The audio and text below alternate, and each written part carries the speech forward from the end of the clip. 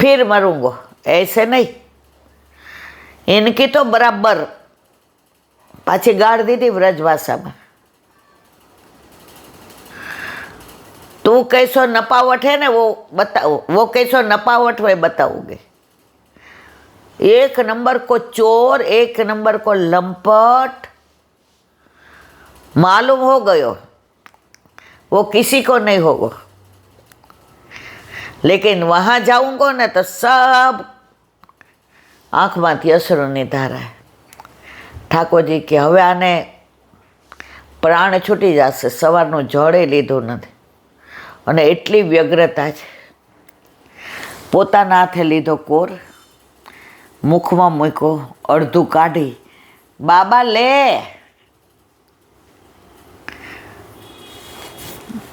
આમ જુએ, આમ જુએ, પેટમાં બંસી બાંધી હતી ને દર્શન થઈ ગયા। लाला बाबा तेरे को विश्वास नहीं तो कि मैं आऊंगा? मैं तुझे बरसाना जाने दूंगा क्या? फरियाद करने क्या? ले वसे कछु खायो नहीं, ले अधरामृत दीधो। गोविंदासो ठाकुरजीना नेत्र नैन सो नैन मिले, प्रेम सो प्रेम मिले, भ्रुकुटी सो भ्रुकुटी मिले, अधर सो अधर मिले, हृदय सो हृदय मिले। मूर्छित थाता थाता रही गया। ठाकुरजीए 2-4 कोर दीधा। बाबा मेरी माला। मालाजी धरावी।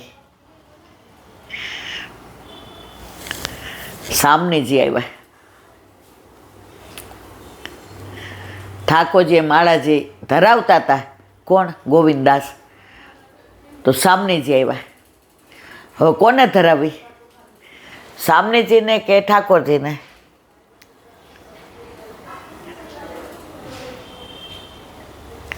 સામનેજીના શ્રીયસમાં દીધી। સામનેજીએ ઠાકોરજીને ધરાવી, ઠાકોરજીએ સામનેજીને ધરાવી અને સામનેજીએ પ્રસાદી માળા ગોવિંદાસને ધરાવી।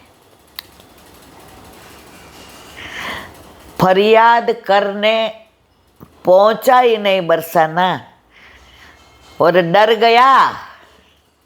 आ गई ने मेरी राधा रानी, मेरी बिटिया आ गई ने। मुझको मालूम था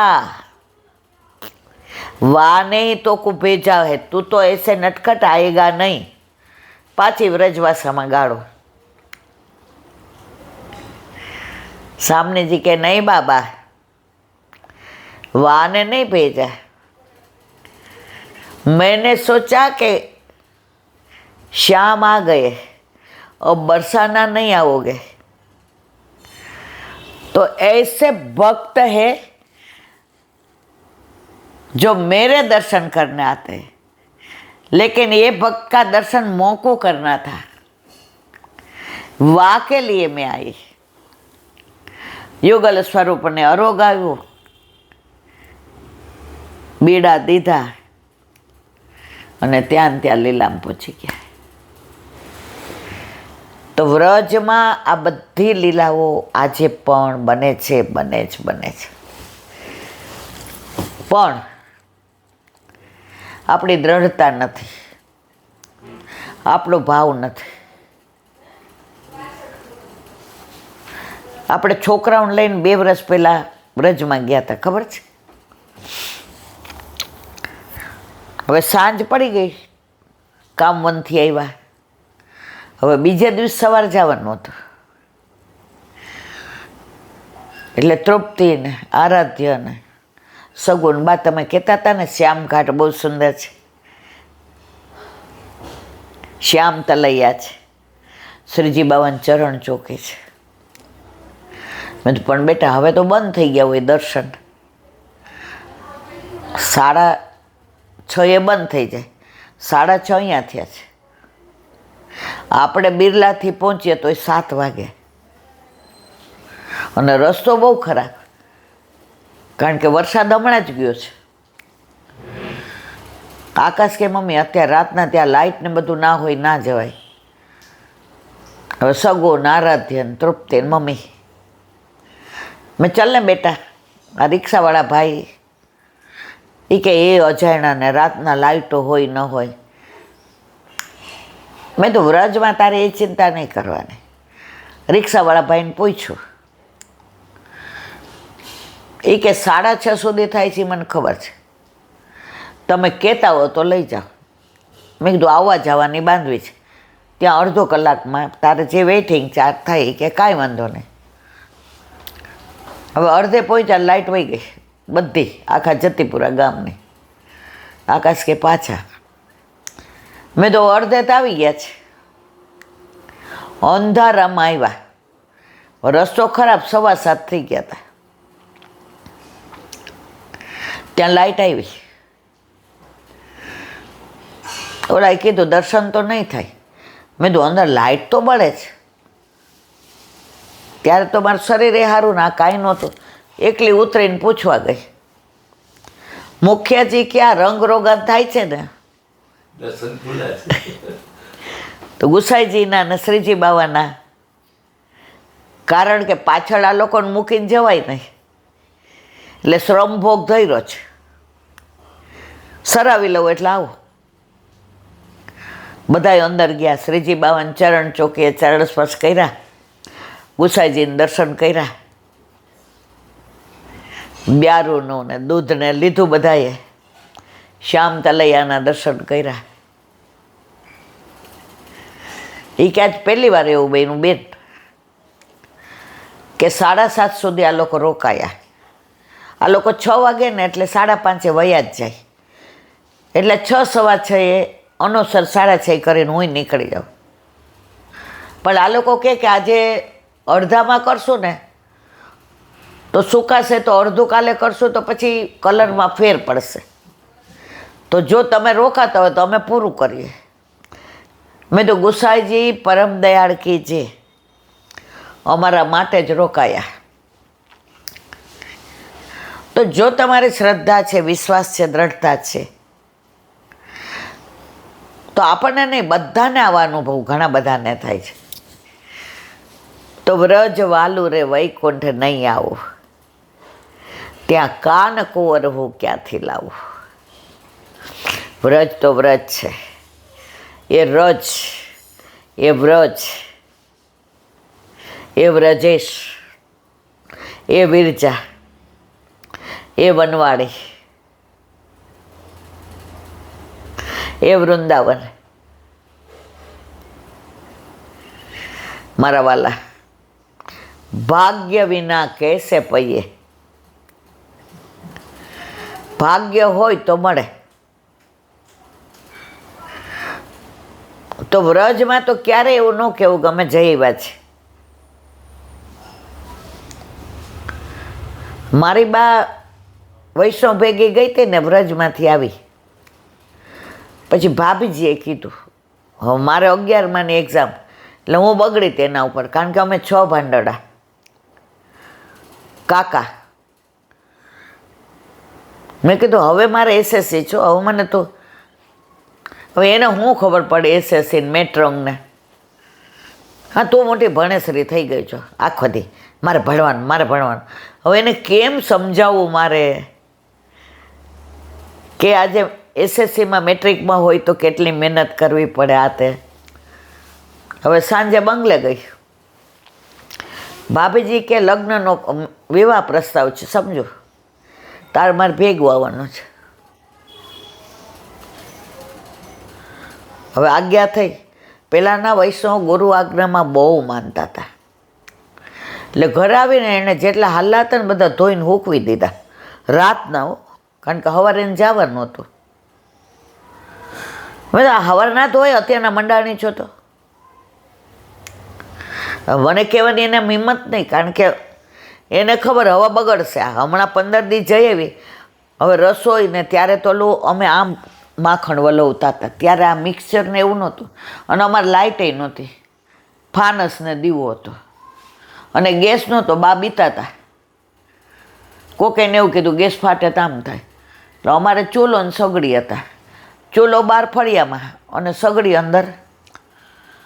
હવે 8 જણની રસોઈ કરીને જવાનું ને આવવાનું ને. એટલે કાકા આવ્યા એટલે એણે કીધું બેબીને કાકા સાંભળો છે. એને એમ કે હું હોઈ ગઈ છું.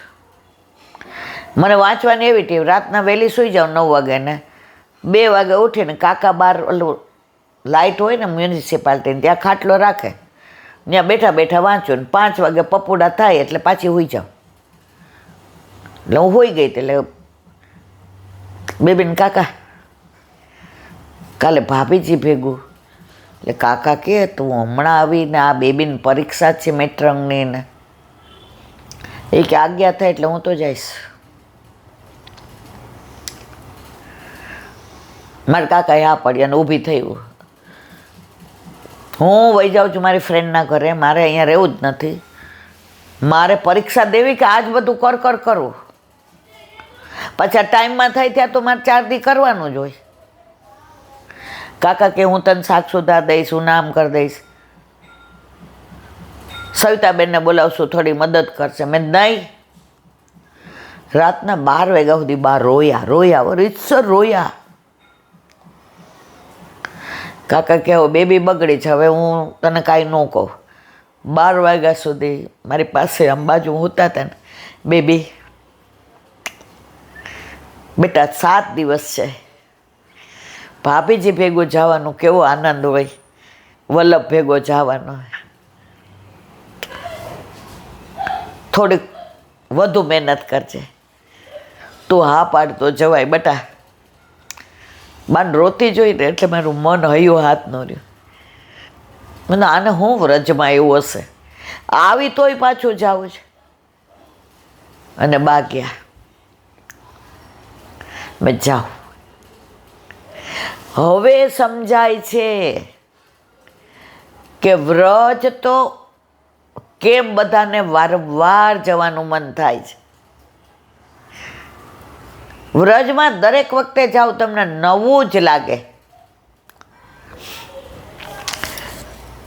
આ વખતે તબિયત નહીં સારી એટલે 2-4 જણે કીધું ઈલાબેન તમે ક્યાંય ન આવતા, તમે પણ હાલો. અલા ભાઈ, મધુવન ને તાલવન ને બૌલાવન ને કૌમુદવન ને વૃંદાવન ને બચવન ને ભાંડીરવન ને બિહારીવન ને કામવન ને ભોજન થાળી ને ચરણ પારી ને 56 કટ. ભલે હું ઉપર ના જાઉં પણ બહારથી રજને તો નમસ્કાર કરું ને મારા વાલા, મોઢામાં મૂકો ને, કારણ કે વ્રજની રજ છે. તો વ્રજ તો વ્રજ છે. આવી આમ બધાય ત્યાંથી ફોન કરીને અમુક લીલાની વાત કરે જે હું અહીંયા ન કહી શકું, કારણ કે પ્રગટ કરે રસ જાય. પણ વ્રજ તો વ્રજ છે. માહે પડ્યા મહાસુખ માણે, દેખન હારા દાજે. બોલો વલ્લભાધીશ કી જય. દયારામભાઈ ચંદ્રાવલા, હજી તો આપણે મંગલાચરણમાં જ છીએ મારા વાલા. આ બધો રસ એવો છે, રસને આમ મોઢામાં ઘૂંટી ઘૂંટીને અંદર પધરાવો ને તો બહુ આનંદ આવે. ઘણા પ્રસાદ લેતા હોય ને તો બાસુંદી દૂધપાક હોય ને એ કોલાય પી જાય, પણ એક ઘૂંટડે જે માણવાનો આનંદ આવે ને તમે એ માયલા છો. તમારે તો આવ્યું નથી ને એક ઘૂંટડે પી ગયા નથી, પણ એ જે એક ઘૂંટડે અંદર રસ ભર્યો છે. તો આ દયારામભાઈ જે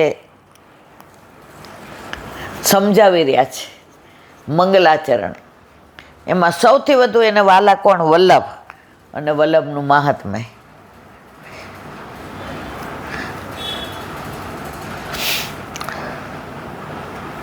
શ્રી કૃષ્ણ યુગ યુગમાં અંશકળા વિભૂતિ રૂપ નાના મોટા અવતારો ધારણ કરી પૃથ્વી ઉપરના પાપના બોજને દૂર કરી શાંતિ સ્થાપિત કરવાવાળા બધા અવતારો વિષ્ણુ રૂપથી પ્રગટ થઈ સંસારમાં આવી કાર્ય કરી તેમાં જ સમાવેશ થઈ જાય.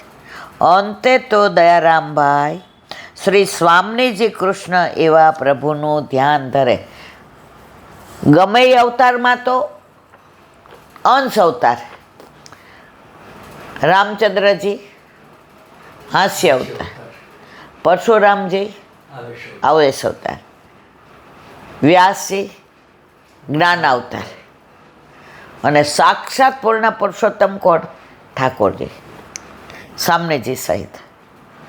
સારસ્વત કલ્પમાં એક જ વાર ગોલકાધિપતિ લીલા સામગ્રી સહિત ભૂતલ પર પધારીને ચત્રવ્યૂહ રૂપે લીલા કરવાવાળા તે કૃષ્ણ પૂર્ણાવતાર ગોકુલમાં 11 વર્ષ 52 દિવસની લીલા કરી.